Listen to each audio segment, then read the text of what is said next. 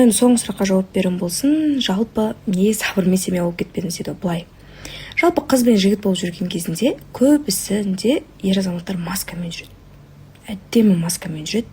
И олардың білесіздер ме, маскалар қай уақытта шешіледі? Когда сен үйленгенде тұрмысқа шыққанда емес оған, когда сен бала көтересің ғой.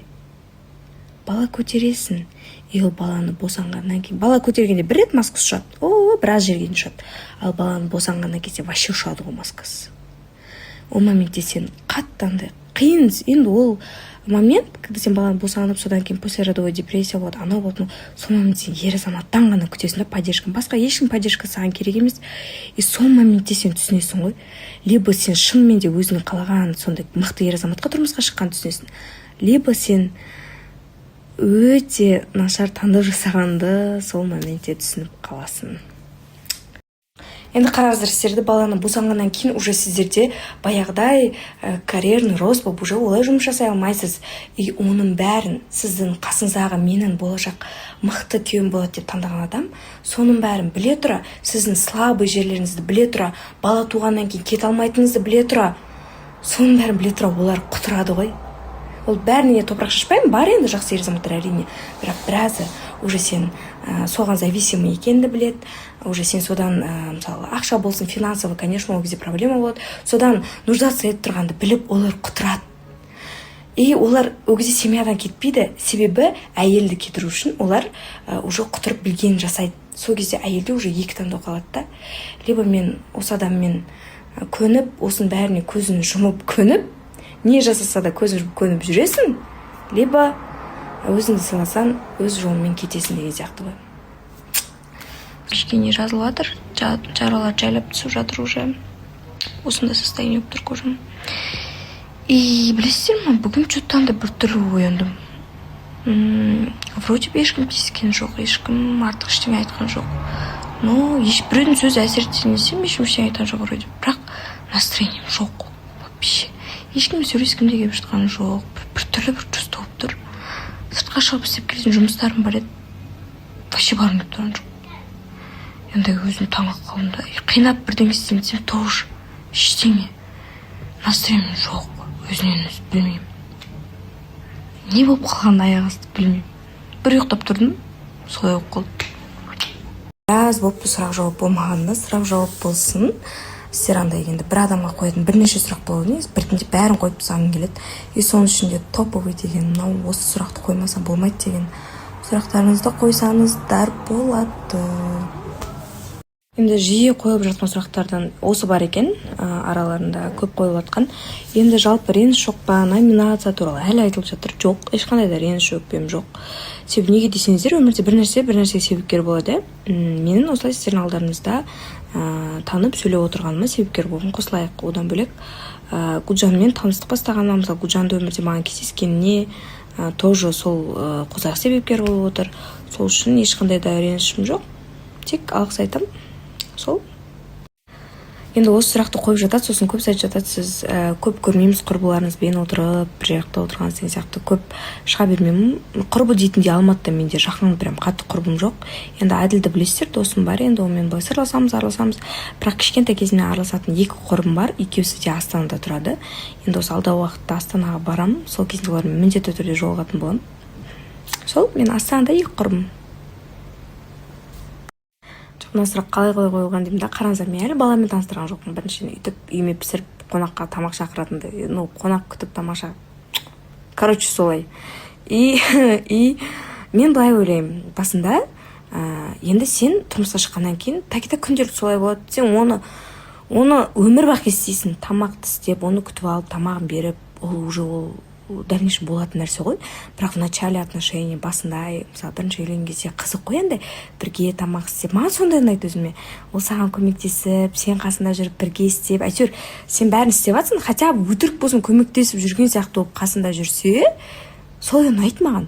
Чем дайын асқа тік қасық болып келіп, сен дайындайсың, ол жейді деген сияқты. Ондай тема так и так по жизни солай болады.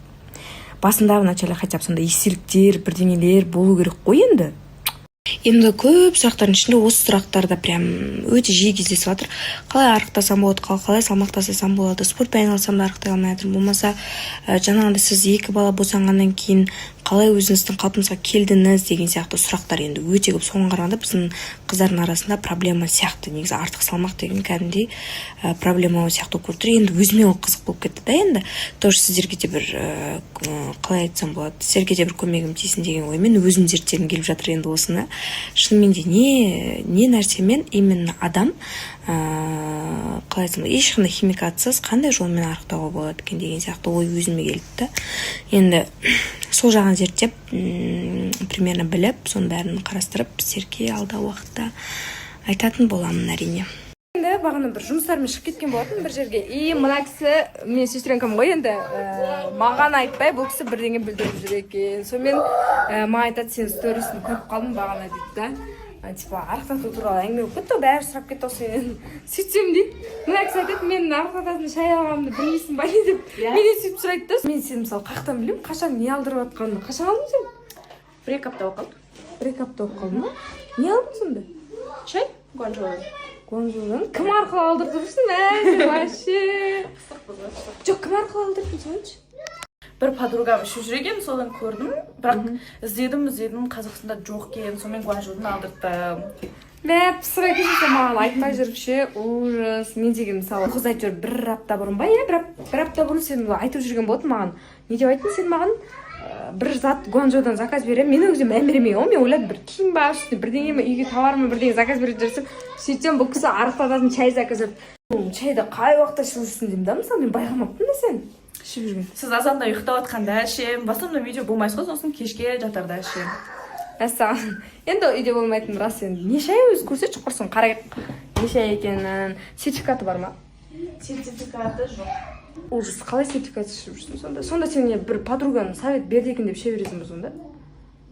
Ужас. Кәдімгідей дейді. Яда қояды. Ужас. Мына қызды қара. Кән көрсетші қандай шай екенін. Кән? Жоқ, сен қалай бұны сертификаты ештеңкесі жоқ бола тұра, әше бір подруганың ладно результат көрдім енді жарайды, бірақ енді адам зерттеу керек шығар, зерттемей қалай ішіп жүрсің, мен түсінбеймін. Білмеймін, зерттету керек шығар. Ужас, нағыз жынды екен.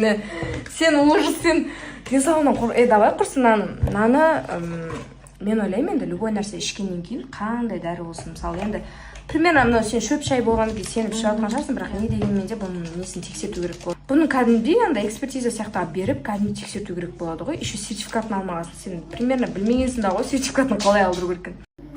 Күшті сияқты вроде, бірақтан сонда да давай осыны болмаса несін зерттейікші. Мынаны полный сертификатын экспертиза беріп, оны тексертіп алу керек. Егер де ешқандай побочный эффект ондай жоқ десе, әрине ішіп. Подругам айтты, бұл чай тек қана арықтата қоймай, иммунитетті көбейтеді және асқазанымызды полностью тазалап шығады. Енді білмеймін енді, бірақ мен пока ештеңе айта алмаймын, себебі эксперименттен өткізіп, кәдімгідей сондай қылып ішу керек қой бұны. Бет алды алып ішкен дұрыс болмапты. Бірақ енді асқазан деген кезде менде асқазанда проблема бар ғой. Асқазанға жақсы болса дұрыс, сонда полный тексертіп көрейік, сосын көреміз енді қалай болатынын.